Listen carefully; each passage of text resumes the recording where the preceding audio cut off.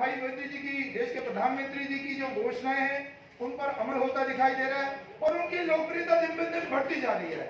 मुझे लगता है कि यह राजनीतिक स्टंट है, इसके सिवाय कुछ नहीं है।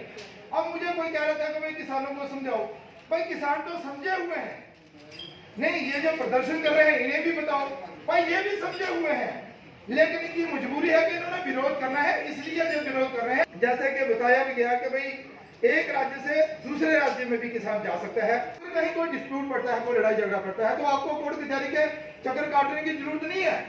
मैं देख रहा था जब लोकसभा में जब बिल पास हो रहा था तो वहां वो कह रहे थे कि देखिए आपने यहाँ इसको एसडीएम साहब को पावर दे दी है। भाई एसडीएम साहब जो हैं वो ब्लॉक लेवल पर और डिविजन लेवल पर बैठते हैं, और फिर इसके बाद जो उन्होंने इस बिल में बताया गया कि 3 दिन के अंदर इसका भुगतान करना होगा, पैसे देने होंगे, और अगर कोई डिस्प्यूट होता भी है तो 30 दिन के अंदर अंदर उसका भी निपटारा जो है वो करना चाहिए। और देश के किसानों को आगे बढ़ाने के लिए ये बहुत ही जरूरी है कि देखिए नरेंद्र भाई मोदी जब से देश के प्रधानमंत्री बने हैं, विशेष तौर पर पूरे देश के लिए और जम्मू कश्मीर की बेहतरी के लिए उन्होंने एक से बढ़कर एक कदम जो है वो उठाया, इसमें कोई दो राय की बात नहीं। लेकिन अब विपक्ष के पास कुछ है नहीं तो वो कोई ना कोई शगुफा छोड़ने के लिए कुछ ना कुछ, लेकिन इससे लग रहा है कि मैं देख रहा हूं कि आम जनता की राय है कि भाई ये क्या कर रहे हैं। We are witnessing a historical change in our country. Farmers in India have suffered from various restrictions in marketing their produce. This we have heard from the previous speakers. There have been restrictions for the farmers in selling agricultural produce outside the agriculture production mandis. Farmers will now enjoy freedom of choice relating to where do they want to sell their produce. Indian agriculture is characterized by fragmentation. Farmers have very small holdings.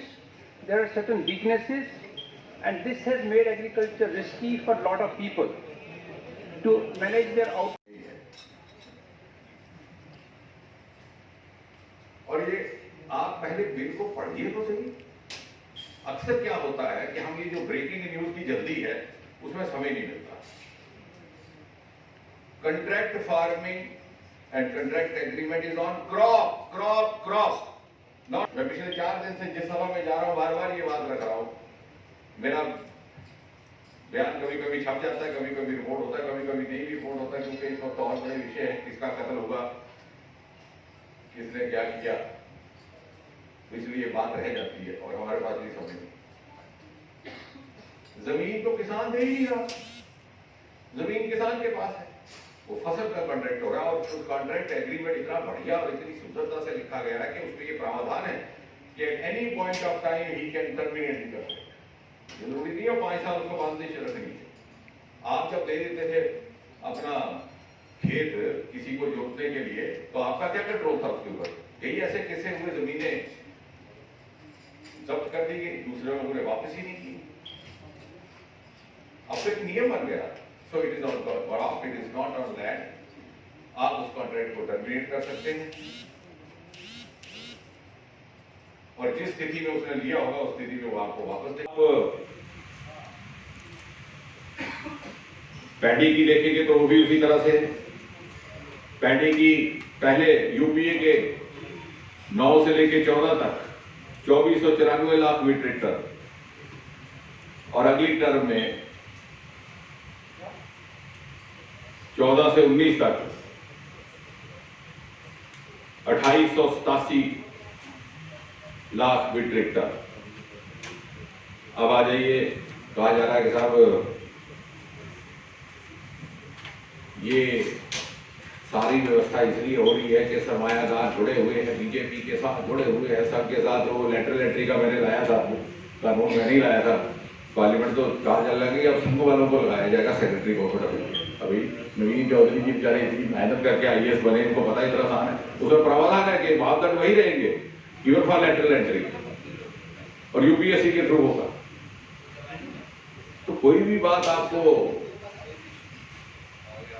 नया एक, चूंकि बड़े क्रांतिकारी ये सारे निर्णय हो रहे हैं तो शायद हमारी आदत में नहीं है, स्वभाव में नहीं है, तो हमें लगता है नहीं क्या होने वाला है, स्केप्टिसिज्म पहले आ जाता है।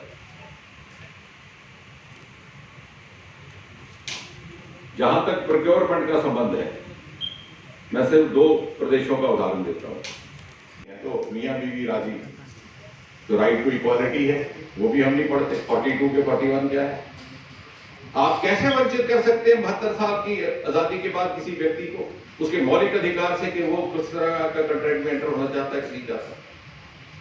हम इस देश पर मौलिक विषयों पर बहस करना भूल गए हैं, क्योंकि उड़ते उड़ाते विषय जो सुबह हमें बता दिए जाते हैं 8-9 बजे के बाद, उसी पर हम फिर सारा दिन घूमते रहते हैं और रात को 9 बजे डिबेट भी उसी पे करते हैं। It is in fact the true democratization of the agricultural sector in India happening for the first time. And therefore constitutionally also a very valid decision. अब आ गया, अच्छा फिर ये आ गया जी पेमेंट नहीं होगी, और जोल जी ने बात रखी।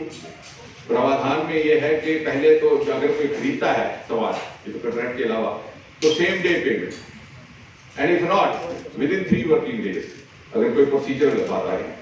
आप मुझे ये बताएं, मैं ये नहीं कह रहा कि ये जो मंडी का सिस्टम था ये पूरा निराधार था, क्योंकि वक्त बदलता है, वक्त के तकाजे बदलते हैं। बहन नेहा जी कह रही है कि आप बार बार सरदार इंद्रजीत सिंह कह रहे हैं, उनका नाम तेजिंदर सिंह है, बाद में लड़ने को ना आए, तो मैं पहले ही सार्वजनिक तौर पर क्षमा तलब करता हूँ। अभी मेरे ख्याल से 2 दिन पहले भी मेरा एक लेख आया। अब ये कहा जा रहा है कि साहब आपको बदुआ मंजूर बना दिया जाएगा। ये मुझे दिल्ली में भी कहा गया किसानों को भड़काने के प्रयास में। हरियाणा में कंट्रैक्ट एग्रीमेंट, बल्कि हम तो इस बात की लिए अपनी संतुष्टि जाहिर करें कि इसको एक कानूनी जामा पहचाना गया है। जैसे कुलवीर कौर कह रही थी, उस बात को मैं थोड़ा सा स्ट्रीमलाइनिंग से कहूं, कंट्रैक्ट फार्मिंग पहले भी होती थी। हमने से बहुत से लोग जमींदार हैं, खुद खेती नहीं करते थे, मेरे पूर्वजों का भी यही काम था, काश्तकार हुआ करते थे और एक्सप्लॉयटेशन होती थी। कौन कहता पहले कॉन्ट्रैक्ट फार्मिंग नहीं होती? अगर इस सरकार ने उसको लिखित में लाया है तो एक कानून के दायरे में उसको बांधा है, ये तो अच्छी बात है। अब ये कहा गया कि साहब ये जो कॉन्ट्रैक्ट फार्मिंग है इसको लेकर के जमीन ले जाएगा कोई, अंबानी आएगा। वो इंद्रजीत जी कह रहे थे कि शायद बम्बई से उनको फोन आया तो उनको फुर्सत नहीं है, लेकिन वहां ये भी फैलाया गया था कि अंबानी आएंगे यहाँ जम्मू में जमीन लेने खेतों की, मगर इंद्रजीत जी ने हमको अवगत कराया कि उनके पास समय नहीं है। और ये आप पहले बिल को पढ़िए तो सही। अक्सर क्या होता है कि हम ये जो ब्रेकिंग न्यूज की जल्दी है उसमें समय नहीं मिलता। Contract farming and contract agreement is on crop, not on land. मैं पिछले 4 दिन से जिस सभा में जा रहा हूं बार बार ये बात रख रहा हूं।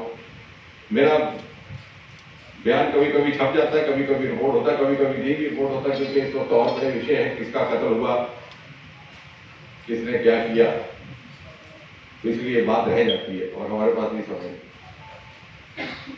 जमीन तो किसान दे ही नहीं रहा, जमीन किसान के पास है, वो फसल का कॉन्ट्रैक्ट हो रहा है और उस कॉन्ट्रैक्ट एग्रीमेंट इतना बढ़िया और इतनी सुंदरता से लिखा गया है कि उसमें ये प्रावधान है कि at any point of time he can terminate the contract.